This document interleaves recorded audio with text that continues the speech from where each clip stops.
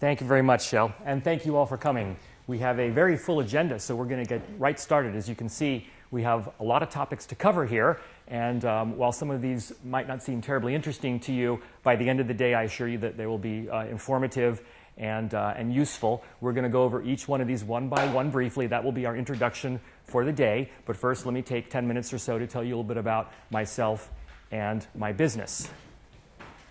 And I wish I had a camera to see all the looks on your faces. We're not going to do any of that nonsense. Are you kidding me? I mean, come on, isn't that why you're all here? To avoid creating junk like that?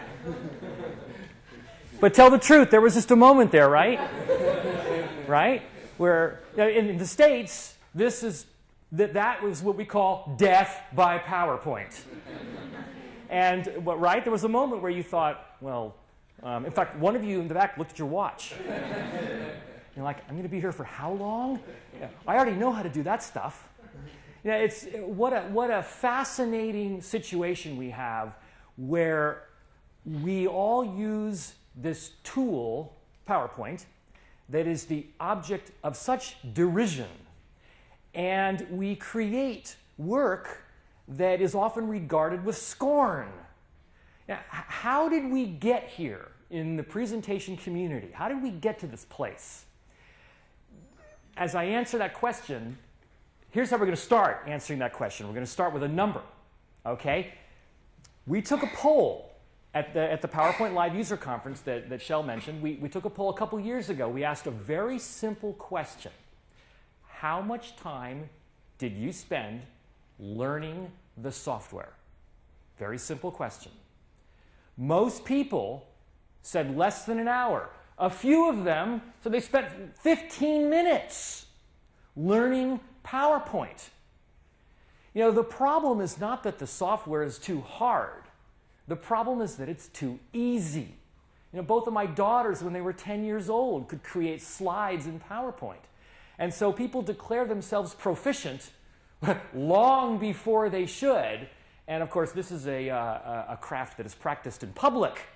So, you know, say no more. And so this leads to very interesting definitions of proficiency. Because, you know, if you can do it fast, you're really, really good. And if you can teach it to others, you're a god. But what is it that most people are using and teaching? What they learned in the first half hour. You know, a very, very limited skill set.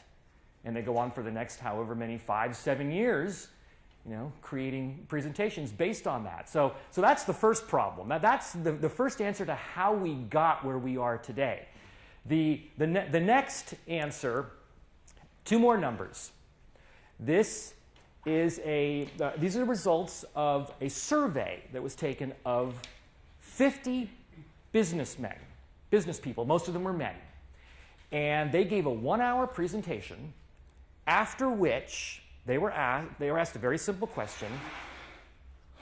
And these are percentages. Sorry, these are percentages. And the question that was asked, very simple. Okay?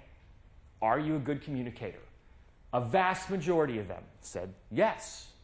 I believe I am a good communicator. You already know the other shoe is about to drop here, because then the same question was asked of the audience. Very, very different result. So not only do we have all these people committing death by PowerPoint, most of them have no idea whatsoever that they're doing it. So we have a real problem with perception here as well. All right, so moving on. This next question. Most people who create presentation content, most people who deliver presentations, do it all backwards. You know, how many times have you sat through a presentation and the person's up there, okay, let me tell you a bit about our business, and we were formed in 1942, and we're the oldest and the largest and this and that. And you know, as if people care.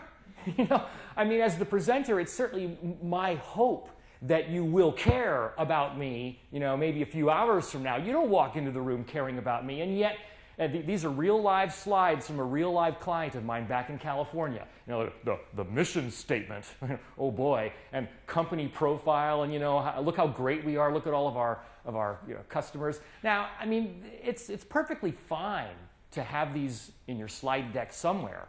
These are the first 3 slides. You know, what does that say about me as a presenter if these are the ones batting leadoff, as we baseball fans say? It's, you know, that doesn't really give the audience an impression that I'm here to connect with your issues.